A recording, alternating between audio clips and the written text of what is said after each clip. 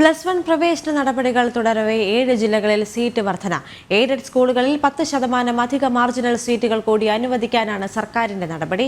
മലബാർ മേഖലയിൽ സീറ്റ് വർദ്ധിപ്പിക്കണമെന്ന പ്രതിഷേധം തുടരവെയാണ് എയ്ഡഡ് സ്കൂളുകളിൽ 10% മാർജിനൽ സീറ്റ് കൂടി സർക്കാർ വർദ്ധിപ്പിക്കുന്നത്.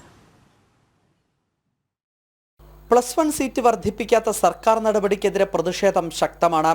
ഇതിനിടയിലാണ് സംസ്ഥാനത്തെ 7 ജില്ലകളിലെ എയ്ഡഡ് ഹയർ സെക്കൻഡറി സ്കൂളുകളിൽ +1-ന് 10% അധിക മാർജിൻ സീറ്റുകൾ കൂടി അനുവദിക്കാനുള്ള സർക്കാർ നടപടി.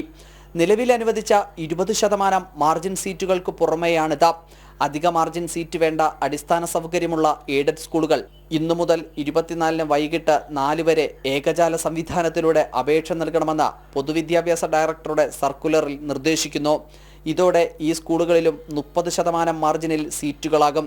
തിരുവനന്തപുരം, പാലക്കാട്, കോഴിക്കോട്, മലപ്പുറം, വയനാട്, കണ്ണൂർ, കാസർഗോഡ് ജില്ലകളിലെ എയ്ഡഡ് സ്കൂളുകൾക്കാണ് ബാധകം.